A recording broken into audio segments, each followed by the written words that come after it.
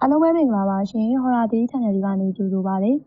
ဒီနေ့ပြောပြမယ့်အကြောင်းအရာကတော့ပြင်ဦးလွင်မျိုးကကိုလိုနီခေတ်အင်ဟောင်းတစ်လုံးနဲ့ပတ်သက်ပြီးတော့ဒေသခံတွေကြားထဲမှာလက်ဆင့်ကမ်းပြောကြတဲ့ဇာတ်လမ်းတစ်ပုဒ်ပဲဖြစ်ပါတယ်ပြင်ဦးလွင်မျိုးကိုရောက်ခဲ့တဲ့သူတိုင်းသိကြပါတယ်မနက်ခင်းဆိုရင်မျိုးတွေဖုံးနေတဲ့လမ်းလေးတွေချင်းရှုပင်တန်းတွေကိုလိုနီခေတ်ကကြံရည်ခဲ့တဲ့အုံနေအောင်အိမ်ကြီးတွေကမျိုးရဲ့အမှတ်သားလို့ဖြစ်နေတယ်တချို့အိမ်တွေကတော့အခုထိလူနေကြသေးတယ်တချို့ကဟိုတယ်ဖြစ်သွားပြီတချို့ကတော့တကားပိတ်ထားတာနှစ်ပေါင်းများစွာရှိနေပြီမြို့ကန်အိုကြီးအိုမာတွေကအဲ့ဒီအိမ်တွေကိုလက်ညှိုးထိုးပြီးတော့အဲ့ဒီအိမ်ကဝယ်လဲမွယ်နဲ့ငှားလဲမငှားနဲ့လို့သာပြောကြတယ်။အားကြောင့်လေလို့မင်းမသိတာပဲကောင်းပါလေဆိုပြီးစကားလမ်းကြောင်းလွှဲပြကြတယ်။2023ခုနှစ်ရန်ကုန်ကသောက်လို့ရေးကုမ္ပဏီတစ်ခုဟာပြင်ဦးလင်ကကိုလိုနီအိမ်ဟောင်းတစ်လုံးကိုဘူတီဟိုတယ်အဖြစ်ပြန်လည်ပြင်ဆင်မှုစီစဉ်ခဲ့တယ်။အိမ်ပိုင်ရှင်ကနိုင်ငံသားမှနေထိုင်နေရကြပြီ။အိမ်ကိုနှစ်ပေါင်း20နီးပါးပိတ်ထားခဲ့တာကုမ္ပဏီဘက်ကအရင်ဆုံးအစအဦးရဲ့ကြန့်ခိုင်မှုကိုစစ်ဆေးဖို့အတွက်စိုက်အင်ဂျင်နီယာကိုလွှတ်လိုက်တယ်။သူ့နာမည်ကကိုတီဟအသက်32နှစ်အတွေ့အကြုံရှိတဲ့စစ်သည်အင်ဂျင်နီယာတယောက်တရေသစိဆိုတာတွေကိုလုံးဝမယုံအိမ်ဟောင်းတိုင်းမှာအတန်ကြီးတာတဘာဝပဲစစ်သားကအပူချိန်ကြောင်းရင်ကျုံချက်လို့အတန်ထွက်တာဒါကသူအမြဲပြောနေကြစကားမနက်8နာရီလောက်မှာသူပြင်ဦးလင်ကိုရောက်တယ်။ကုမ္ပဏီဘက်ကငှားထားတဲ့ကားသမားဦးကျော်မင်းကအိမ်ရှိတဲ့နေရာကိုလိုက်ပို့ပြီးကားကမြို့ထဲကနေတဖြည်းဖြည်းလူနေတဲ့ဘက်ကိုထွက်လာတယ်။လမ်းဘေးမှာချင်းရှုပ်ပင်တွေထူထပ်လာတယ်။အိမ်ဟောင်းတွေတစ်လုံးပြီးတစ်လုံးပေါ်လာတယ်။နောက်ဆုံးတန်သေးတက်နေတဲ့တန်တကားကြီးရှိမှကားရက်လိုက်တယ်။တကားအပေါ်မှာတန်ပြားအဟောင်းတစ်ချက်ချိတ်ထားတယ်။စာတွေကပြတ်လို့နေပါဖြစ်နေပြီ။ Rose Hey အင်္ဂလိပ်လိုရေးထားတဲ့စာကိုမနှဲဖတ်လိုက်ရတယ်။ကားပေါ်ကဆင်းပြီးတဲ့နောက်ကိုတီဟာကအိမ်ကိုအဝေးကနေကြည့်လိုက်တယ်။နှစ်ထပ်တစ်သားအိမ်အမိုးတချို့ပြိုးနေပြီ။ခြံထဲမှာမြက်တွေကလူတရက်နီးပါးရှင်းနေတယ်။ဒါပေမဲ့ထိုးဆန်းတာတကူကိုသူသတိထားမိတယ်။အိမ်ရှိလေကားမှဖုံမတက်ဘူး။မိုးမရွာတာရက်တော့ကြာနေပြီ။လူလဲမနေတာနှစ်ပေါင်းများစွာ။ဒါပေမဲ့လေကားပေါ်ကဖုံကတခြားနေရာတွေလောက်မထူဘူး။သူ့စိတ်ထဲမှာကြောင်တွေတက်စင်လို့ဖြစ်မှာပေါ်လို့ပဲတွေးလိုက်တယ်။အဲ့ဒီအချိန်မှာလမ်းတစ်ဖက်ကလက်ဖေးဆိုင်တီးတီးလေးကနေအဖိုးကြီးတယောက်ရှောက်လာတယ်။တာဒီအိမ်ထဲဝင်ပါလားကိုတီဟာကပြုံးပြီးဟုတ်ကဲ့ဖို့အစအဦးစစ်ဖို့လာတာပါအဖိုးကြီးကအိမ်ကိုတစ်ချက်သိပြီးနေမဝင်ရင်ပြန်ထွက်လို့တခွန်းနဲ့ပဲပြောတယ်ကိုတီဟာကရီလိုက်တယ်အဖိုးကတရေယုံလို့လားအဖိုးကြီးကခေါင်းခါတယ်တရေဟုတ်မဟုတ်တော့မသိဘူးဒါပေမဲ့အဲ့ဒီအိမ်ကလူမကြိုက်ဘူးကိုတီကနားမလဲဘူးလို့ကြည့်လိုက်တယ်လူမကြိုက်ဘူးဆိုတာဘာလို့ဆိုလို့ ရလဲအဖိုးကြီးကဆက်မရှင်းတော့တတိထားရုံပဲလို့ပြောပြီးပြန်လှည့်သွားတယ်။ကိုတီဟာကအိမ်တကားတော့ကိုဖွင့်လိုက်တယ်။တကားဟာအေးဆိုတဲ့အတန်ရှည်ကြီးနဲ့ပွင့်လာတယ်။အိမ်ထဲမှာအေးဆက်နေတယ်။ပြင်ပကနေရာဝင်နေပြီမဲ့အိမ်အတွင်းကတော့မိုးအုံနေလို့မှောင်နေတယ်။ဖုံနဲ့တစ်သားဟောင်းနဲ့စိုးထိုင်းနဲ့အားလုံးရောနှောနေတယ်။အိမ်ကန်ထဲမှာပြည်ဘောကတွေရှိနေသေးတယ်။စန္ဒီယာအဟောင်းတစ်လုံးမိဖို့နေရမောကမိသားစုပေါ့အနီးကပ်ကြည့်တော့ဓာတ်ပုံထဲမှာလူလေးယောက်အင်္ဂလိပ်မိသားစုလို့ထင်ရတယ်။ဒါပေမဲ့မျက်နှာ၄ယောက်ထဲက၃ယောက်ကပဲရှင်းနေတယ်။ကျန်တဲ့တယောက်ရဲ့မျက်နှာကတယောက်ကဓာတ်ပုံပေါ်ကိုအနက်ရောင်မင်းနဲ့ပို့ဖြတ်ထားသလိုဖြစ်နေတယ်။ကိုတီဟာကကလေးတွေစော့ထားတာဖြစ်မယ်လို့တွေးလိုက်ပြီးဓာတ်ပုံရိုက်ထားလိုက်တယ်။အိမ်တစ်ခုလုံးကိုတိုင်းတာရင်အရာအလုံးကပုံမှန်ပါပဲ။ကျန်းကင်းတချို့ဆွေးနေတယ်။အမိုးကယူနိုင်တယ်။နေရအချို့အပ်နေတယ်။အဲ့လိုမှတ်စုရင်းနေတော့အပေါ်တကဖုံတွေတစ်ပြိုင်နဲ့လှုပ်ကြလာတယ်။ဆိုရဲအတန်တစ်ချက်ထွက်လာတယ်။ကိုတီဟာကနာရီကိုကြည့်လိုက်တယ်။နေ့လယ်1နာရီ။မြောက်များလားဆိုပြီးအပေါ်တက်ကိုတက်သွားတယ်။အပေါ်တက်မှာအခန်း၄ခန်းရှိတယ်။ပထမအခန်းဗလာဒုတိယအခန်းဗလာပဲ။တတိယအခန်းစာအုပ်တွေအပြည့်။စတုထအခန်းတကားပိတ်ထားတယ်။တကားလက်ကန်ကိုလှည့်ကြည့်တော့မပွင့်ဘူး။အတွင်းကနေပိတ်ထားသလိုပဲ။သူခက်ပြင်းပြင်းတွန်းလိုက်တယ်။မရဘူး။အဲ့ဒီအချိန်သူ့နောက်ကလမ်းလျှောက်တန်လို့ကျန်းကင်းမြည်တန်လို့ကျွေးဆိုတဲ့အတန်တစ်ချက်ကြားလိုက်ရတယ်။ကိုတီကချက်ချင်းလှည့်ကြည့်လိုက်တယ်။အပေါ်လက်စင်းချက်မှာဘယ်သူမှမရှိဘူး။ဒါပေမဲ့သူ့အပေါ်တက်လာတော့မပွင့်ခဲ့တဲ့အခန်းတစ်ခန်းရဲ့တကားကအခုတော့လက်တစ်လုံးစာလုံးဟနေခဲ့တယ်။ကိုတီဟာဟနေတဲ့တကားကိုအသာတွန်းဖွင့်လိုက်တယ်။တကားပွင့်သွားတဲ့အချိန် အခန်းထဲမှာဖုန်းတူတူတွေပဲရှိမယ်လို့သူထင်ထားခဲ့တယ်။ဒါပေမဲ့အခန်းကျမ်းမြင့်ပေါ်မှာဖုန်းမတက်တဲ့နေရာတစ်ခုရှိနေတယ်။အဝိုင်းပုံစံနဲ့လူတယောက်မကြာခဏရက်နေတယ်လို့ခြေရမရှိပေမဲ့ဖုန်းကတော့အဲ့ဒီနေရာမှာမတင်ဘူး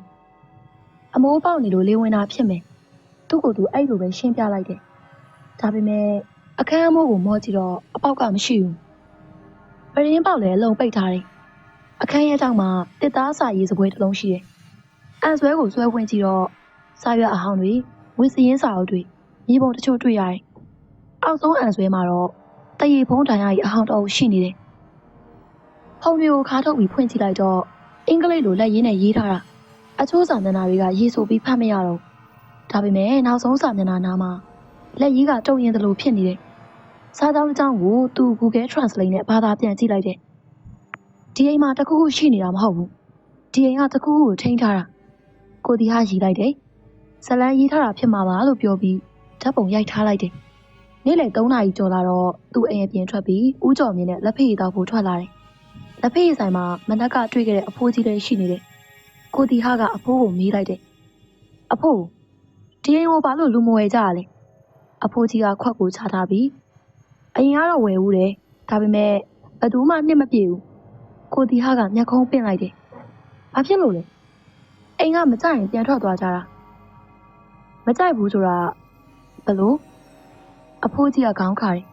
တရေသူလည်းမရှိဘူးအယိုးဖြစ်တဲ့သူလည်းမရှိဘူးဒါပေမဲ့အကုန်လုံးအိမ်ကိုပြန်မလာခြင်းတော့ဒီစကားကကိုဒီဟာကိုနည်းနည်းတော့တွေးစေတယ်ဒါပေမဲ့သူကအင်ဂျင်နီယာအရာရာကိုတတ်တင်နေပဲယုံတယ်ညနေ9 နာရီကုမ္ပဏီကိုဖုန်းဆက်ပြီးဒီနေ့ပဲတိုင်းတာပြီးအောင်လုပ်လိုက်မယ်မနက်ဖြန်ပြန်ဆင်းမယ်လို့ပြောလိုက်တယ်ဦးကျော်မြင့်ကညမအိမ်နဲ့နော်လို့တတိပေးတယ်အလုပ်ပြီးအောင်လုပ်ရမှာလို့ပြန်ဖြေလိုက်တဲ့ကိုတီးဟာအိမ်ထဲကိုထွက်ဝင်သွားတယ်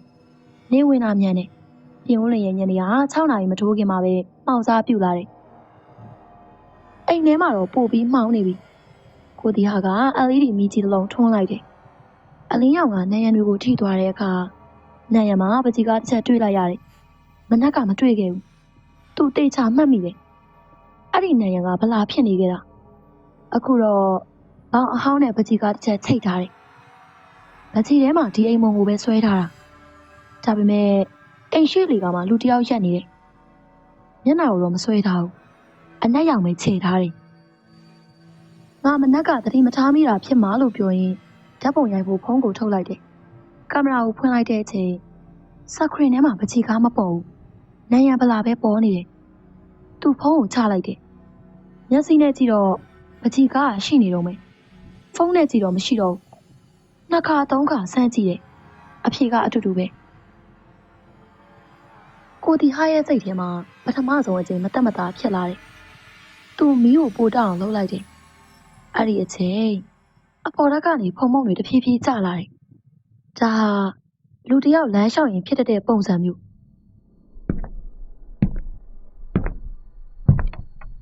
ကျန်းကင်းပေါ်ကဖုံမုံတွေကအောက်ကိုတဖြည်းဖြည်းကျနေတယ်ကိုတီဟာကအသက်ရှူတန်းအောင်ရှော့ထားလိုက်တယ်ကြောင်လို့တွေးလိုက်ပေမဲ့ကြောင်တစ်ကောင်ရဲ့လေးချိန်နဲ့ဒီလောက်ဖုံမကျနိုင်ဘူးသူဓာတ်မီးကိုကန်ပြီးအပေါ်ဓာတ်ကိုနောက်တစ်ခါတက်သွားတယ်ဇင်းတက်တစ်ချောင်းငိမ့်တက်နေတယ်တကား4 ချက်လုံးပိတ်နေတယ်ဒါပေမဲ့ဇင်းကြံအဆုံးကပရင်းပေါက်မှာအတွင်းဘက်ကနေရေဆက်လေးတွေစီးကျနေတယ်မိုးမရွာဘူးပရင်းပေါက်လည်းမကွဲဘူးရှေးကအပေါ်ကမကျပဲမှန်ရဲ့အလေကနေစီးကျနေတာကိုတီဟာလက်နဲ့တုပ်ကြည့်လိုက်တယ်ရှေးမဟုတ်ဘူးအေးဆက်လုံးနဲ့အငွေ့လိုအရင်မျိုးတုပ်လိုက်တာနဲ့ပျောက်သွားတယ်စက္ကန့်ပိုင်းအတွင်းချက်ပေါ်လာပြန်တယ်သူပရင်းပေါက်ကိုဖွင့်လိုက်တယ်အပြင်မှာမြူတွေထူးနေတယ်ခြံထဲမှာဘယ်သူမှမရှိဘူးဒါပေမဲ့အိမ်ရှိတန်တကားကသူ့မနက်ကဖွင့်ထားတဲ့အတိုင်းပွင့်မနေတော့ဘူးတဖြည်းဖြည်းအပြင်ကတယောက်ဆွဲပိတ်လိုက်လို့ကြီးဆိုတဲ့အတန်နဲ့အလိုလိုပိတ်သွားတယ်ကိုတီဟာရဲ့လက်ကဓာတ်မီးကိုပိုတင်းတင်းဆုပ်ထားမိတယ်သူပထမဆုံးအချိန်ဒီအိမ်မှာငါတယောက်တည်းများမဟုတ်တော့ဘူးလားလို့စိတ်ထဲကနေတွေးလိုက်မိတယ်ကိုတီဟာကသူ့ကိုယ်သူစိတ်တည်ငြိမ်အောင်ကြိုးစားလိုက်တယ်လေတိုက်လို့တကားပိတ်သွားတာပဲဆိုပြီးအောက်ထပ်ကိုဆင်းလာတယ်ဒါပေမဲ့အိမ်ရှိတကားနာရောက်တဲ့အချိန်တန်တကားကိုအပြင်ကတောက်ခတ်ထားသလိုမပွင့်တော့သူ အားနဲ့ဆွဲတယ်တွန်းတယ်မရဘူးနောက်ဆုံးဖုန်းကိုထုတ်ပြီးဦးကျော်မြင့်ကိုခေါ်လိုက်တယ်ဆက်သွယ်နေပါသည်ဆိုတဲ့အတန်ထွက်ပြီးဖုန်းပြတ်သွားတယ်စကနေက2တိုင်ရှိတာကိုသူမြင်နေရတယ်ထပ်ခေါ်တယ်ဒီတစ်ခါတော့ဖုန်းမြည်သွားတယ်ဒါပေမဲ့တစ်ဖက်ကဘယ်သူမှမဖြစ်ဘူးအသက်ရှူတယ်လို့အတန်ဖွားဖွားလေးတစ်ခုပဲကြားရတယ်ကိုတီဟာကဖုန်းကိုချက်ချင်းချလိုက်တယ်ည9 နာရီကျော်လာပြီအိမ်ထဲမှာအမောင်ကပိုးထူလာတယ်ဓမီအလင်းတန်းကတောင်လုံလောက်သလိုမခံစားရတော့သူကဂျန်နရေတာရုံးကိုလိုက်ရှာဖို့ဆုံးဖြတ်လိုက်တယ်အိမ်အဟောင်းတွေမှာမီးစက်ကန်တီးတန်းရှိတဲ့တာကိုသူသိတယ်မီးစက်ရှင်အလင်းရမယ်အလင်းရရင်စိတ်ကလည်းပိုငြိမ်မယ်မီးဖို့ကြောင့်နောက်ဘက်မှာမြေရောက်ခန်းစင်းနဲ့လေကားတစ်စင်းတွေးလိုက်တယ်မနက်ကမတွေ့ခဲ့ဘူးသူတေချာမှတ်မိတယ်ဒီနေရာမှာပစ္စည်းဟောင်းတွေပုံထားတာပဲရှိခဲ့တာအခုတော့တန်တကားလေးတစ်ချက်ပွင့်နေတယ်အောက်ကိုဆင်းတဲ့လေကားကမှောင်မဲနေတယ်ကိုတီဟာကဓမီကိုမြှောက်ပြီးဆင်းလိုက်တယ်လေကား10တီလောက်ဆင်းပြီးတဲ့နောက်အခန်းကျယ်တစ်ခုပေါ်လာတယ်ဂျန်နရေတာမရှိဘူးအဲ့ဒီအစားတစ်သားအဟောင်းတွေအများကြီးစီထားတာပဲရှိတယ်တစ်သားတစ်လုံးပေါ်မှာဖုန်ထဲကနေစလုံးတွေပေါ်နေတယ်1942ကိုတီဟာတစ်သားကိုဖွင့်ကြည့်လိုက်တယ်အထဲမှာစာရွက်စာတမ်းတွေဓာတ်ပုံဟောင်းတွေသတင်းစာအပိုင်းစာတွေသတင်းစာတစ်စောင်မှာအင်္ဂလိပ်လိုခေါင်းစဉ်ကြီးတစ်ခုပါနေတယ်သူဖတ်လို့ရသလောက်မိသားစုတစုရုတ်တရက်ပြောင်းရွှေ့အကြောင်းရင်းမသိရဆိုတဲ့စာပိုင်းတွေပဲနားလေတယ်ဒါပေမဲ့သတင်းထဲမှာပါတဲ့အိမ်ပုံကဒီအိမ်ပဲဖြစ်နေတယ်တစ်တာအောက်ဆုံးမှာတော့မြေပုံလေးတစ်ရွက်ပါလာတယ်အိမ်ရဲ့ floor plan ဖြစ်နေတယ်ကိုတီဟာကချက်ချင်းသတိထားလိုက်မိတယ်မြေပုံထဲမှာအခန်းတစ်ခန်းပိုးနေတယ်သူဒီနေ့အိမ်တစ်ခုလုံးလိုက်တိုင်းခဲ့တယ်အပေါ်ထပ်4ခန်းအောက်ထပ်3ခန်းဒါပဲရှိတယ်ဒါပေမဲ့မြေပုံမှာတော့စားကြည့်ကန်နောက်ဘက်မှာအခန်းသေးတစ်ခန်းထပ်ပါနေတယ်လက်ရှိအိမ်မှာအဲ့ဒီအခန်းမရှိဘူးပြင်ထားလို့ပိတ်လိုက်တာဖြစ်မယ်လို့တွေးရင်မြေပုံကိုယူလိုက်တယ်အဲ့ဒီအချိန်အပေါ်ရက်ကတခုခုပြုတ်ကျတဲ့အတန်ကြားလိုက်ရတယ်တက်အိမ်လုံးတုန်သွားသလိုပဲကိုတီကအလင်းမြန်အပေါ်ကိုပြေးတက်လာတယ်အဲခန်းထဲရောက်တဲ့အချိန်ဘာမှမပြုတ်ကျထားဘူးစပွဲတွေဒီအတိုင်းကလတ်ထိုင်တွေလည်းဒီအတိုင်းဒါပေမဲ့လက်ရံကမိသားစုတပ်ပုံကတော့ချမ်းမြင့်မို့ကြကွဲနေတယ်မှန်စတွေပြန့်ကျဲနေတယ်သူတပ်ပုံကိုကောက်ယူလိုက်တယ်မနက်ကမျက်နှာဖြတ်ခံထားတဲ့လူရဲနေရာမှာအခုတော့မျက်နှာပေါ်နေပြီဒါပေမဲ့ကျန်တဲ့မိသားစု3ယောက်ရဲ့မျက်နှာတွေကအနက်ရောင်နဲ့ပျောက်သွားတယ်ဓာတ်ပုံကတယောက်နဲ့တယောက်နေရာချင်းလဲသွားသလိုဖြစ်နေတယ်ကိုတီဟာရဲ့ကြောတစ်လျှောက်အေးခနဲဖြစ်သွားတယ်သူဓာတ်ပုံကိုအိတ်ထဲထည့်လိုက်တယ်အဲ့ဒီအချိန်အိမ်အပြင်မှာကားမီးအောင်ထိုးလာတာကိုတွေ့လိုက်ရတယ်ဦးကျော်မြင့်ရောက်လာပြီဆိုပြီးဝမ်းသာသွားတယ်သူအပြင်ကိုပြေးထွက်ဖို့တကားဖွင့်လိုက်တယ်အိမ်ရှိမှာကားတစ်စီးရပ်ထားတယ်ဟိုက်လိုက်နှလုံးကအိမ်ကိုထိုးထားတယ်ဒါပေမဲ့ကားထဲမှာဘယ်သူမှမရှိဘူးအင်ဂျင်တန်လည်းမကြားရဘူးမီးပဲလင်းနေတာကိုတီဟာတေချာကြည့်လိုက်တော့အဲ့ဒီကခေဟောင်းကားကြီးဒီနေ့ခေတ်မှာမမြင်ရတော့တဲ့1940ဝန်းကျင်ကမော်တယ်သူကြည့်နေတော့ဟိုက်လိုက်ကတစ်ဖက်ပြီးတစ်ဖက်ငိမ့်သွားတယ်နောက်ဆုံးကားတစ်စီးလုံးလူထဲမှာဖြည်းဖြည်းချင်းပျောက်ကွယ်သွားတယ်အဲ့ဒီအချိန်မှာကိုတီဟာရဲ့ဖုန်းက vibrate ဖြစ်လာတယ်ဖုန်းမျက်နှာပြင်မှာဦးကျော်မြင့် calling လို့ပေါ်နေတယ်ချက်ချင်းကင်လိုက်တယ်အကိုဘယ်မှာလဲတစ်ဖက်ကဦးကျော်မြင့်ရဲ့အတန်ကတုံးနေတယ်ကိုတီဟာကျွန်တော်အိမ်ရှိမှရောက်နေတာနိုင်ဝက်ရှိပြီဒါပေမဲ့အိမ်ကိုမတွေ့ဘူးကိုတီဟာခဏတာစကားမထွက်နိုင်တော့ဘာပြောရလဲကျွန်တော်အိမ်ထဲမှာပဲရှိနေရလေဦးကျော်မြင့်ကအသက်ပြင်းပြင်းရှူပြီးငါရောက်နေတဲ့ခြံထဲမှာအိမ်မရှိဘူးရက်ပင်တွေပဲရှိတယ်မင်းကိုလည်းမတွေ့ဘူးဖုန်းလိုင်းကဆိုတဲ့အတန်တွေနဲ့စပြီးပြတ်တောက်လာတယ်ကိုတီဟာကအိမ်အပြင်ကိုတစ်ခါဖုန်းကိုတစ်ခါကြည့်လိုက်တယ်သူရက်နေတဲ့အိမ်ကြီးကတကယ်ရှိနေရလားဒါမှမဟုတ်သူမထွက်နိုင်တဲ့နေရာတစ်ခုလည်းရောက်နေပြီလားဆိုတဲ့အတွေးကပထမဆုံးအချိန်သူ့စိတ်ထဲမှာအပြေအဝဝင်လာတော့တယ်ဖုန်းလိုင်းကရုတ်တရက်ပြတ်သွားတယ်ကိုတီဟာချက်ချင်းပြန်ခေါ်လိုက်တယ်ဒီတစ်ခါဆက်သွယ်၍မရနိုင်ပါဆိုတဲ့အတန်ပဲထွက်လာတယ်သူ့ရင်ခုန်တန်ကမြန်းလာတယ်အခုထိသူ့ကိုယ်သူဒါဟာအကြောင်းတစ်ခုအကြောင်းဖြစ်နေတာလို့ပဲယုံကြည်ခြင်းနေသေးတယ် ဒါပေမဲ့ဦးကျော်မြင့်ပြောခဲ့တဲ့စကားတစ်ခုကသူ့ခေါင်းထဲမှာထက်ထက်လဲလဲပြန်ကြားနေရတယ်။ငါရောက်နေတဲ့ခြံထဲမှာအိမ်မရှိဘူး။ကိုတီဟာကခြံထဲကိုထွက်ဖို့ဆုံးဖြတ်လိုက်တယ်။အိမ်ရှိတကားကိုတွန်းဖွင့်လိုက်တော့ဒီတကားလွယ်လွယ်ကူကူပွင့်သွားတယ်။အပြင်မှာမြူတွေအရန်ချိုးနေတယ်။တမီအလင်းက9 ပေလောက်ပဲထိုးနိုင်တယ်။သူလှေကားကနေဆင်းလိုက်တယ်။ရက်တွေကိုနေရင်တန်တကားပဲရှောက်သွားတယ်။ဒါပေမဲ့လမ်းကမလျှောက်ဘူး။သူဘလောက်ရှောက်ရှောက်အိမ်ကိုပြန်လဲကြည့်လိုက်တိုင်းအိမ်ကသူ့နောက်မှာအကွာဝေးတူတူနဲ့ရှိနေတယ်။မိနစ်10 မိနစ်လောက်ရှောက်ပြီးတဲ့အချိန်သူနားလိုက်တယ်။ရေကြီးကိုငုံကြည့်လိုက်တော့သူ့ခြေရာတွေပဲရှိနေတယ်။ဒါပေမဲ့ခြေရာတွေကသွားတဲ့ဘက်ကိုမဟုတ်ဘူး။အိမ်ဘက်ကိုပြန်လာနေတဲ့ခြေရာတွေပဲရှိနေတယ်။သူအေးခနဲဖြစ်သွားတယ်။သူချက်ချင်းအိမ်ထဲပြန်ဝင်လိုက်တယ်။အိမ်ထဲရောက်တာနဲ့တကားကိုပိတ်လိုက်တယ်။အသက်ပြင်းပြင်းရှူရင်နံရံကိုမှီလိုက်တယ်။အဲ့ဒီအချိန်ဒုတိယဓာတ်ကတစုံတစ်ခုလိမ့်ကျလာတဲ့အတန်ကြားရတယ်။ဘောလုံးတစ်လုံးလိမ့်ကျတယ်လို့အတန်သူအပေါ်ရက်ကိုမတက်ချင်တော့ဘူး။ဒါပေမဲ့အတန်ကရပ်မသွားဘူး။တဖြည်းဖြည်းလှေကားထိန်နာကိုရောက်လာတယ်။အတန်ကလှေကားတစ်ထစ်ချင်းဆင်းလာတယ်လို့ကိုတီဟာကတမီးကိုမြောက်ထားပြီးလှေကားကိုစိုက်ကြည့်နေတယ်။ဒါပေမဲ့ဘာမှမတွေ့ဘူး။အတန်ပဲကြားနေရတယ်။နောက်ဆုံးအတန်ကလှေကားအောက်ဆုံးကိုရောက်သွားတယ်။ပြီးတော့ရုတ်တရက်ရပ်သွားတယ်။တအိမ်လုံးပြန်တိတ်သွားတယ်။ထိတ်ဆိတ်မှုကအတန်ထက်တောင်ပိုကြောက်ဖို့ကောင်းတယ်။ကိုတီဟာတတိထားမိလိုက်တာကအိမ်ထဲမှာရှိနေတဲ့နိုင်အဟောင်းကြီးမနက်ကလေးကရက်နေတာလို့သူထင်ထားတဲ့နိုင်အခုတော့တဖြည်းဖြည်းလှုပ်နေတယ်။ဒါပေမဲ့နိုင်လက်တံမရွေ့ဘူး။ခောက်တံပဲထွက်နေတယ်။ကိုတီဟာနားကပ်ကြည့်လိုက်တယ်။နိုင်တွေကတစ်တစ်ဆိုတဲ့အတန်မဟုတ်ဘူး။လူတစ်ယောက်ကတစ်သားကိုလက်သေးနဲ့ဖြည်းဖြည်းချင်းချစ်နေတဲ့အတန်မျိုးသူနောက်ဆုတ်လိုက်တယ်။အဲ့ဒီအချိန်အိတ်ထဲထည့်ထားတဲ့ floor plan မြေပုံကကျမ်းမြေပုံကိုပြုတ်ကျသွားတယ်။မြေပုံကိုကောက်လိုက်တော့မနက်ကမရှိတဲ့အနီရောင်လိုင်းတစ်ချောင်းပေါ်နေတယ်။အဲ့ဒီလိုင်းကအေကန်ကနေစာကြည့်ကန်အထိပြီးတော့နံရံတစ်ခုမှအဆုံးသတ်နေတယ်။နံရံဒါပေမဲ့မြေပုံထဲမှာတော့အခန်းလေးတစ်ခန်းရှိနေတဲ့နေရာကိုတီဟာရဲ့အင်ဂျင်နီယာအတွေ့အကြုံကအလုတ်လောက်လာတယ်။ဒီနံရံကနောက်မှပိတ်ထားတာများလား။သူ့နံရံကိုလက်နဲ့ခောက်ကြည့်တယ်။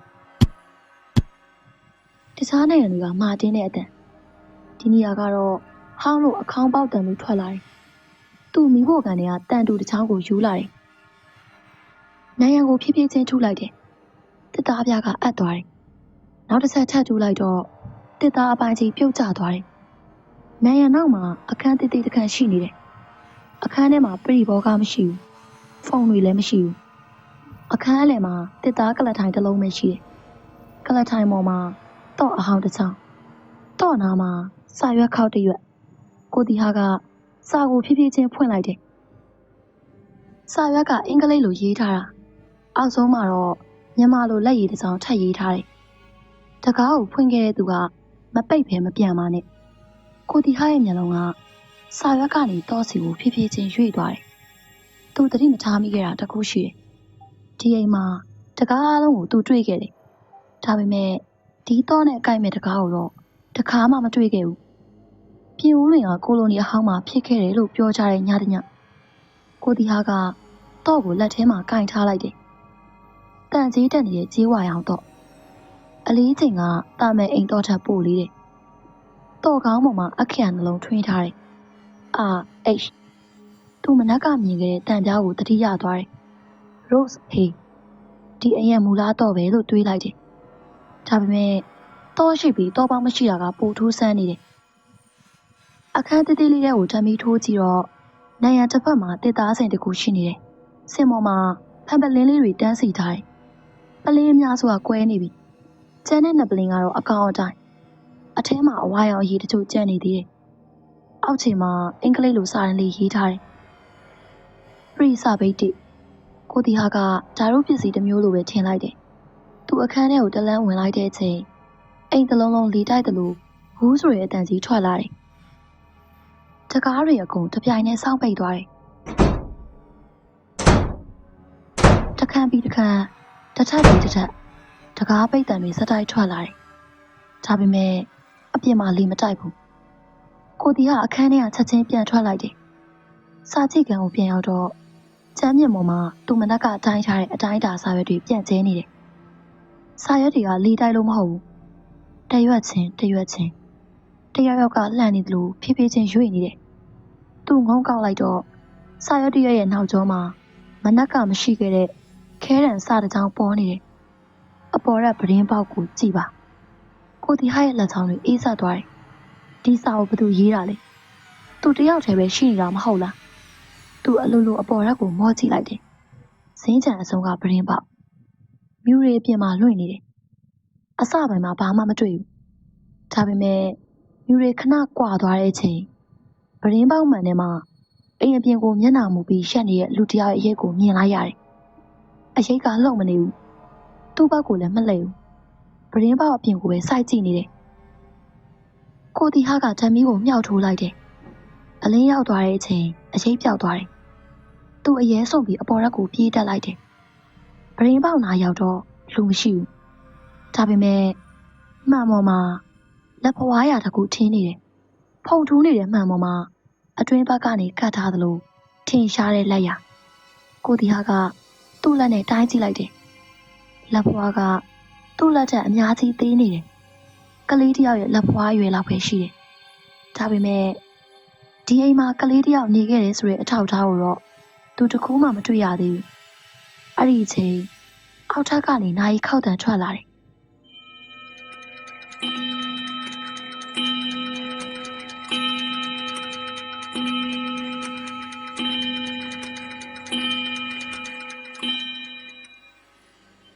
နာရီကဆက်ခေါက်နေတယ်ည8 နာရီပဲရှိသေးတယ်ဒါပေမဲ့ခောက်တန်အရက်မသွားဘူးကိုတရားရဲ့စိတ်ထဲမှာအတွေးတစ်ခုဝင်လာတယ်ဒီနာရီကအချိန်ကိုမရေတွက်တာမဟုတ်ဘူးတခုခုကိုရေတွက်နေတာသူလှေကားကိုပြန်ဆင်းဖို့လှည့်လိုက်တဲ့အချိန်လှေကားအောက်ဆုံးမှာသူမနက်ကတွေ့ခဲ့တဲ့မိသားစုတပ်ပုံတွေကမျက်နှာပြက်နေခဲ့တဲ့လူနဲ့တူတဲ့အမျိုးသားတစ်ယောက်အငြိမ်ရက်ပြီးသူ့ကိုမော့ကြည့်နေအောင်မြင်လိုက်ရတယ်ဒါပေမဲ့သူမျက်တောင်တစ်ချက်ခတ်လိုက်ရုံနဲ့အဲ့ဒီနေရာမှာဘာမှမရှိတော့ကိုတီဟာရဲ့အသက်ရှူတန်ကလေးလာတယ်လှေကားအောက်ဆုံးကိုသူမျက်တောင်မခတ်ပဲစိုက်ကြည့်နေတယ်ခုနကမြင်လိုက်တဲ့လူကတကယ်ပေါ့လာတာလားဒါမှမဟုတ်စိတ်ထင်တာလားအဖြေရှာဖို့သူဖြည်းဖြည်းချင်းလှေကားကိုဆင်းလိုက်တယ်တမီးလင်းကလှေကားအောက်ကိုရောက်လာတဲ့အချိန်အောက်မှာဘယ်သူမှမရှိတော့ဒါပေမဲ့ကျမ်းမြင့်ပေါ်မှာဖုန်တွေကြားတွေကလက်ဆက်ဖိထားတဲ့ခြေရနှစ်စုံကိုတွေ့လိုက်ရတယ်တစ်စုံကသူ့ဖက်နဲ့ရနောက်တစ်စုံကတော့ဖက်နဲ့မစီထားတဲ့ခြေပလာရအဲ့ဒီခြေရတွေကဧကန်ထဲကိုမသွားဘူးစာကြည့်ကန်ဘက်ကိုပဲဥတီနေတယ်ကိုတီဟာကတမီးကိုချိန်ရင်ခြေရနောက်ကိုလိုက်သွားတယ်စာကြည့်ကန်ထဲရောက်တော့ခုနကသူ့ဖောက်ထားတဲ့နေရံပေါက်ဟာပြန်ပိတ်နေပြီကျိုးနေတဲ့တစ်သားပြားတွေမရှိတော့နန်ရံကမနက်ကလိုအကောင်အတိုင်းမဖြစ်နိုင်ဘူးကိုတီကလက်နဲ့နန်ရံကိုဆန်းလိုက်တယ်မာနေတယ်တန်တူနဲ့ထပ်ခောက်ကြည့်လိုက်တယ်ခုနကလိုအခေါင်းပေါက်တံမထွက်တော့နန်ရံကတကယ်အုံနန်ရံလိုမာတင်းနေတယ်ဒါပေမဲ့သူ့လက်ထဲမှာတော့ကရှိနေသေးတယ်ဒါဆိုငါမြင်ခဲ့တာမှတ်တာမဟုတ်ဘူးအဲ့ဒီအချိန်အိမ်ပြင်ကနေကားအင်ဂျင်တန်တစ်ခုကြားလိုက်ရတယ်ဒီတစ်ခါတော့အရင်လိုမဟုတ်ဘူးအင်ဂျင်တန်ကတကယ်ကားတန်ပြီးတော့ကားဟွန်းတစ်ချက်တီးတန်ကိုတီကပရင်းပေါက်နာကိုပြေးသွားတယ်မြူရီကြားထဲမှာဦးကျော်မြင့်ရဲ့ pick up ကားကိုမြင်လိုက်ရတယ်ကားပေါ်ကလူတစ်ယောက်ကလက်နှိပ်ဓမီကိုလှုပ်ပြနေတယ်ကိုတီကဝမ်းသာသွားတယ်ဦးကျော်မြင့်သူអော်လိုက်တယ်ဒါပေမဲ့ကားပေါ်ကလူကဘာမှမတုံ့ပြန်ဘူးဓမီကိုပဲတစ်ချက်ပြီးတစ်ချက်လှုပ်ပြနေတယ်ကိုတီကအိမ်ရှိတကားကိုဖွင့်ပြီးအပြေးထွက်လိုက်တယ်ဒီတကားကပွင့်သွားတယ်သူခြံထဲကိုအပြေးဆင်းလိုက်တယ်ကားနာကိုရောက်ခါနေမှာဓမီလုံနေတဲ့လူကဖြည်းဖြည်းချင်းလှည့်လာတယ်ကိုတီဟာရဲ့ခြေလမ်းတွေရပ်သွားတယ်အဲ့ဒါဦးကျော်မြင့်မဟုတ်ဘူးအဝတ်အစားအဟောင်းဝတ်ထားတဲ့အသက်50ကျော်အင်္ဂလိပ်လူမျိုးတစ်ယောက်သူ့မျက်နှာကဖြူဖြော့နေပြီး လက်ထဲကဓမီအဟောင်းကိုကင်ထားတယ်။သူစကားတစ်ခုမဲ့ပြောတယ်။မင်းနောက်ကျသွားပြီ။အတန်ကတူတူလေး။ဒါပေမဲ့မြူရီကြားမှာထင်ထင်ရှားရှားကြားလိုက်ရတယ်။စကားဆုံးတာနဲ့ကားရောလူရောမြူရီထဲမှာအရေးပြောသလိုဖြည်းဖြည်းချင်းပျောက်ကွယ်သွားတယ်။ကိုတီဟာတယောက်တည်းခြံထဲမှာကြံခဲ့တယ်။သူပြန်လှည့်ကြည့်လိုက်တော့ Rose ဟေးအင်ဂျီရဲ့ဒုတိယတဲ့ပရင်းပေါက်မှာကလေးတယောက်ရဲ့လက်ဖွားတီးတီးလေးကမှန်ပေါ်ကိုဖြည်းဖြည်းချင်းကတ်လာတာကိုမြင်လိုက်ရတယ်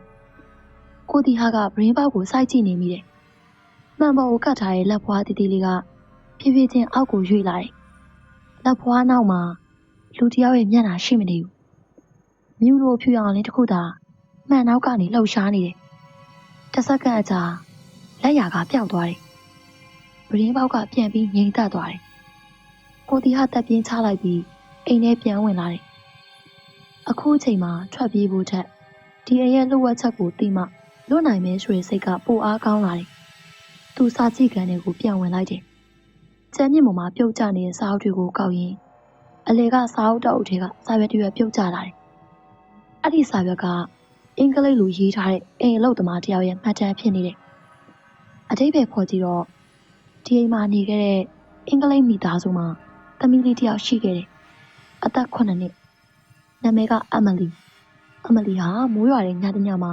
ရုတ်တရက်ပျောက်သွားခဲ့တယ်။အိမ်တစ်လုံးရှာခဲ့တယ်။ခြံထဲလည်းရှာခဲ့တယ်။ဘယ်နေရာမှမတွေ့ခဲ့ဘူး။ဒါပေမဲ့ပျောက်သွားပြီး3ရက်မြောက်နေ့ကစပြီးတော့အပေါ်ရက်စင်းချက်မှာကလေးခြေတံတွေစကြရတယ်လို့ရေးထားတယ်။မှတ်တမ်းရဲ့နောက်ဆုံးစာကြောင်းကကိုတီဟောက်ကိုအချိန်တော်ကြာငြိမ်သက်သွားစေတယ်။သူမပျောက်သွားတာမဟုတ်ဘူး။သူမကအိမ်ထဲကနေမထွက်သွားခဲ့ဘူး။ကိုတီဟာကအပေါ်ရက်ကိုတတိယအချိန်တက်လိုက်တယ်။စင်းကြံဆုံးမှာရက်လိုက်တဲ့အချိန်တခုခုကိုသတိထားမိတယ်။ကျမ်းမြင့်မော်ကတစ်သားပြားတွေထဲမှာတစ်ချက်ကအယောင်မတူဘူး။သူဒူးထောက်ပြီးတေချာဆန်းကြည့်လိုက်တယ်။တစ်သားကအစ်စ်လဲထားသလိုဖြစ်နေတယ်။တန်တူနဲ့ဖြည်းဖြည်းခောက်လိုက်တော့အခေါင်းပေါက်တန်ထွက်လာတယ်။သူအားနဲ့ဖောက်လိုက်တယ်။တစ်သားပြားနှစ်ချက်ပြုတ်ကျသွားတယ်။အောက်မှာတန်တစ်သားအဟောင်းတစ်လုံးပေါ်လာတယ်။တစ်သားရဲ့တော့ပေါက်ကိုမြင်လိုက်တဲ့အချိန်သူ့လက်ထဲကကြေးဝါရောင်တော့ကိုချက်ချင်းတတိယသွားတယ်။တော့ကိုထိလိုက်တယ်။တစ်သားပွင့်သွားတယ်။အထဲမှာအယုတ်လေးတစ်ယုတ်အနီအောင်ဖဲကျိုးဟောင်းကလေးဖနက်တရံပြီးတော့စာရေးအဟောင်းတစ်ခုစာရေးကိုဖွင့်လိုက်တော့အမလီရဲ့ဖခင်ရေးထားတဲ့စာဖြစ်နေတယ်။စာထဲမှာဒီအိမ်မှာဖြစ်နေတဲ့အရာကိုဘယ်သူမှမယုံကြဘူး။အမလီကညတိုင်းမမြင်ရတဲ့တငယ်ချင်းတယောက်နဲ့စကားပြောနေတယ်လို့ပြောခဲ့တယ်။တနေ့တော့သူကကျမကိုအပေါ်ရက်ကလှုပ်ဝက်ခန်းကိုလိုက်ပြမယ်လို့ပြောခဲ့တယ်။အဲ့ဒီညပြီးကလေးကအမလီကိုဘယ်သူမှမတွေ့တော့ကိုတီဟာစာကိုဖတ်ပြီးချိန်မှာအိမ်တစ်လုံးလုံးရုတ်တရက်အေးဆက်သွားတယ်။သူ့အသက်ရှူတဲ့နောက်မြူဝဲလိုထွက်လာတယ်။နောက်ကနေကလေးတယောက်ရဲ့တူတူလေးရည်တံကိုကြားလိုက်ရတယ်။သူဖြည်းဖြည်းချင်းလှည့်ကြည့်လိုက်တယ်။စိတ်ကြံအစုံမှာ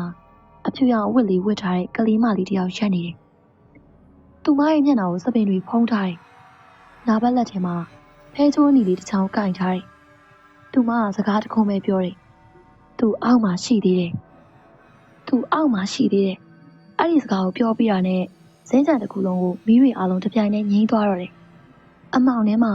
ကိုတီဟာကြားလိုက်ရတာကကလေးခြေလမ်းတမ်းမဟုတ်တော့ဘူး။လူကြီးတယောက်ရဲ့လေးလံတဲ့ခြေလမ်းတမ်းသူ့စီကိုတဖြည်းဖြည်းနီးလာနေတယ်။အမောင်ကအရန်ထူနေတယ်။ကိုတီဟာလက်ထဲကဓမီကတစ်ချက်လင်းတစ်ချက်မိတ်ဖြစ်နေတယ်။လေးလံတဲ့ခြေလမ်းတမ်းကစင်းကြံတစ်လျှောက်ပဲ့တင်ထက်နေတယ်။အတန်ကိုနားထောင်ရုံနဲ့အဲ့ဒီလူဟာဖြည်းဖြည်းချင်းရှောက်လာနေရမဟုတ်ဘူး။တလန်လန်တိုင်းကျမ်းမြင့်ကအနှင်းငယ်တုံးနေတယ်။ကိုတီဟာအသက်တောင်မရှိရတော့ရုတ်တရက်ဓမီပြန်လင်းလာတယ်။အလင်းတန်းအဆုံးမှာအမလီကိုပြန်မြင်လိုက်ရတယ်။ဒီတစ်ခါတော့သူမကစင်းကြံအဆုံးမှာမရက်တော့ဘူး။လက်ညိုးလေးနဲ့ဘေးနားကနန်းရံကိုညှို့ပြနေတယ်။မြန်မြန်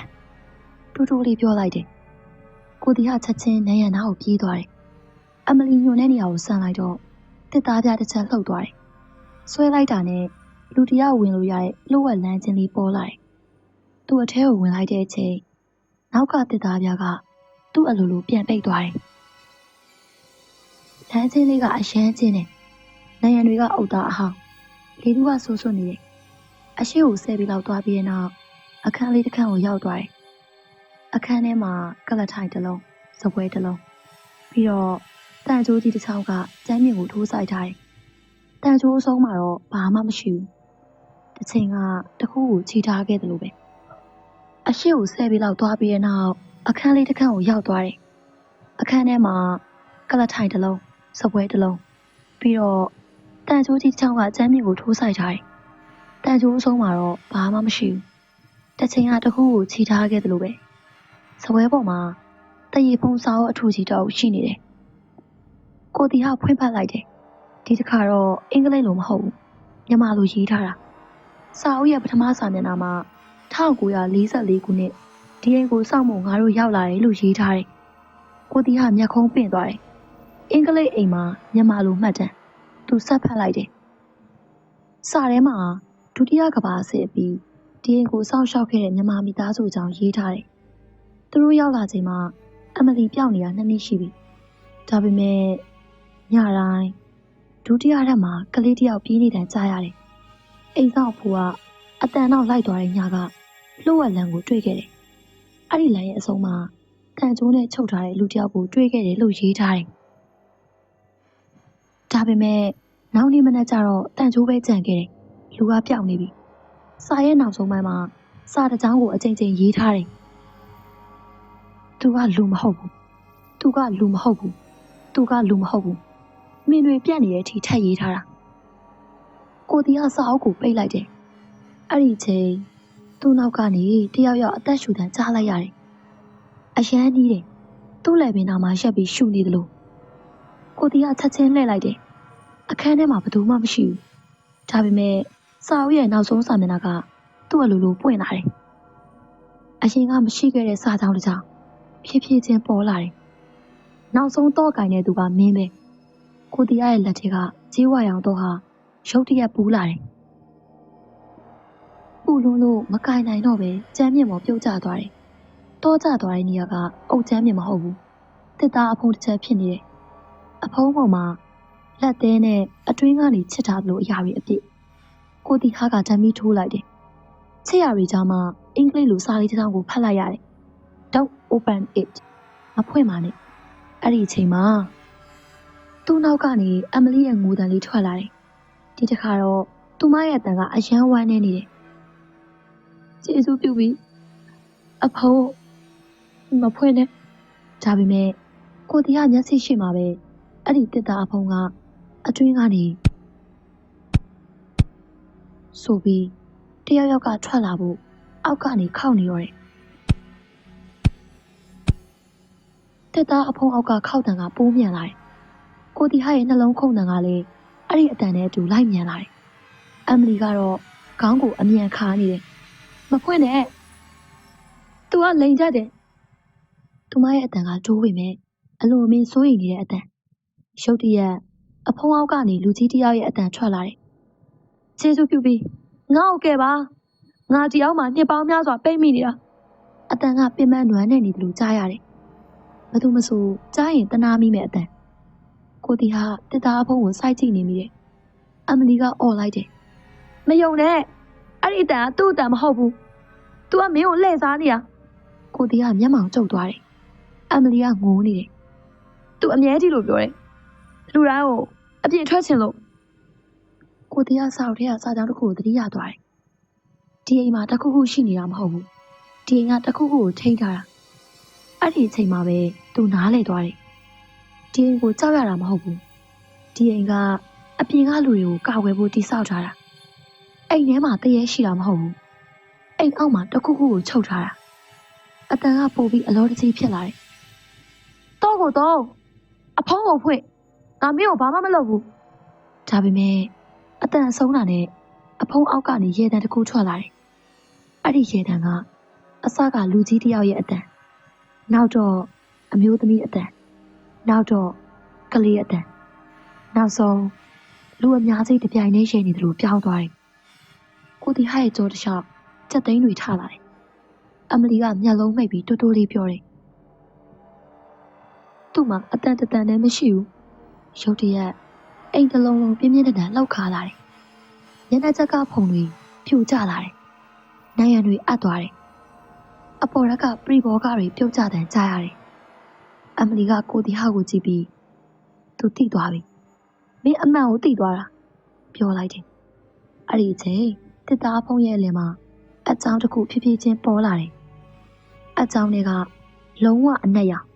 အလေးတောင်မထင်ရတဲ့အနက်ရောင်တစ်ခုကအပြင်ကိုတဖြည်းဖြည်းစိမ့်ထွက်လာတယ်။ပြီးတော့အဲ့ဒီအနက်ရောင်အလေးကနေလူတစ်ယောက်ရဲ့မျက်လုံးတစ်ဖက်ဖြည်းဖြည်းချင်းပွင့်လာတော့တယ်။အကြောင်းတွေကမျက်လုံးတစ်ဖက်ဟာလူတစ်ယောက်ရဲ့မျက်လုံးလိုမဟုတ်ဘူး။မျက်ဖြူမရှိဘူး။မျက်နှာလည်းမရှိဘူး။တစ်ခုလုံးအနက်ရောင်ဒါပေမဲ့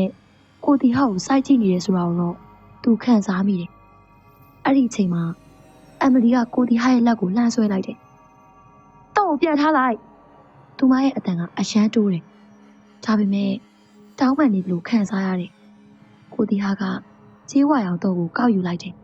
။တော့ဟာအရှင်လို့မပူတော့ဘူး။အေးဆက်နေတယ်။အမလီကတစ်သားဖုံးပေးကတော့ပေါက်တေးသေးလေးကိုလက်ညှိုးထိုးပြတယ်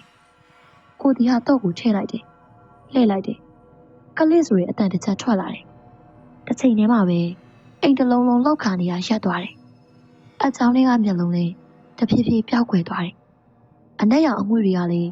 အချောင်းတွေကိုပြန်ဆုပ်ဝင်သွားတယ်။နောက်ဆုံးမှာအခန်းတစ်ခုလုံးတိတ်ဆိတ်သွားတယ်။အမလီကကိုတီဟာကိုပြုံးပြတယ်။ဒါဟာကိုတီဟာဒီညမှာပထမဆုံးမြင်ရတဲ့အမလီရဲ့အပြုံး။ကျေးဇူးတင်ပါတယ်လို့ပြောပြီးသူမရဲ့ခန္ဓာကိုယ်ဟာမြူရီလိုဖြည်းဖြည်းချင်းပျောက်ကွယ်သွားတယ်။အခန်းထဲမှာဖဲချိုးအနီလေးတစ်ချောင်းပဲကျန်ခဲ့တယ်။မနက်မိုးလင်းချိန်ကိုတီဟာအိမ်ရှိမြက်ခင်းပေါ်မှာလဲနေတဲ့အချိန်နဲ့နိုးလာတယ်။မျက်လုံးဖွင့်လိုက်တော့ဦးကျော်မြင့်နဲ့ရွာသားတချို့ကသူ့ကိုဝိုင်းကြည့်နေကြတယ်။တတိယပြီမင်းတညာလုံးပြောင်းနေတာလို့ဦးကျော်မြင့်ကပြောတယ်။ကိုတီကချက်ချင်းအိမ်ဘက်ကိုလှည့်ကြည့်လိုက်တယ်။ Rose ဟေးအိမ်ကြီးက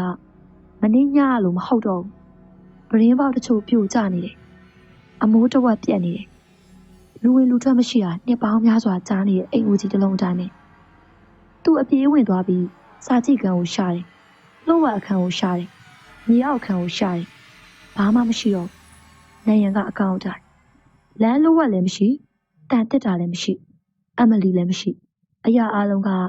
မက်ခဲ့တဲ့အိမ်မက်တစ်ခုလိုဖြစ်နေတယ်။ကားပေါ်ကိုပြန်တက်ခံပြီးကိုတီဟာရဲ့အိတ်ထဲကတခုခုပြုတ်ကျသွားတယ်။သူငုံကောက်လိုက်တော့အနီရောင်ဖဲကြိုးလေးအမလီကင်ချားခဲ့တဲ့ဖဲကြိုးအတိအကျကိုတီဟာဘာစကားမှမပြောနိုင်တော့ဘူး။အဲ့ဒီနောက်ပိုင်းကိုတီဟာကအဲ့ဒီအိမ်ကိုပြန်မသွားတော့ဘူး။ကုမ္ပဏီကိုလည်းအဆောက်အဦကအရန်ပြက်စီးနေတယ်။ပြင်ဖို့မသင့်တော်ဘူးဆိုတဲ့အစီရင်ခံစာပဲတင်လိုက်တယ်။ဘသူ့မှအဲ့ဒီညကသူကြုံခဲ့တာကိုမပြောခဲ့ဘူး။နဲ့နေငယ်ကြပြီးဒေသခံတယောက်ကပြောတဲ့စကားတစ်ခုတော့ပြင်ဦးလွင်မှာအခုထိကြားရတတ်တယ်လို့ဆိုကြတယ်။အဲ့ဒီအိမ်ကလူကိုမချဘူး။အိမ်ထဲကထွက်လာခြင်းတဲ့အရာကိုတားထားတာ။အဲ့ဒီစကားကအမှန်လား။ပုံမြင်မဲလား။ဘယ်သူမှသိချမသိပါဘူး။ဒါပေမဲ့ပြင်ဦးလွင်မျိုးရဲ့ကိုလိုနီခေတ်အိမ်အဟောင်းတချို့ကိုဖျက်သွားတဲ့ညတွေမှာဒုတိယရက်ပရင်းပေါက်ထဲကနေအနီရောင်ဖဲချိုးလေးကင်ထားတဲ့ကလေးမတယောက်ကိုမြင်ဘူးတယ်လို့ပြောတဲ့သူတွေတော့ယနေ့အထိရှိနေသေးပါ။ဟုတ်ကဲ့ပါရှင်ဇလန်လေးကတော့ဒီမှာပဲပြီးဆုံးသွားပါပြီစိတ်ဝင်စားဖွယ်ရာဇလန်ကောင်းများကိုနေ့စဉ်တင်ဆက်ပေးသွားမှာဖြစ်လို့ကျမတို့ရဲ့ channel လေးကို like and subscribe လုပ်ဖို့တောင်းဆိုချင်ပါတယ်အားလုံးပဲကျေးဇူးတင်ပါတယ်ရှင်။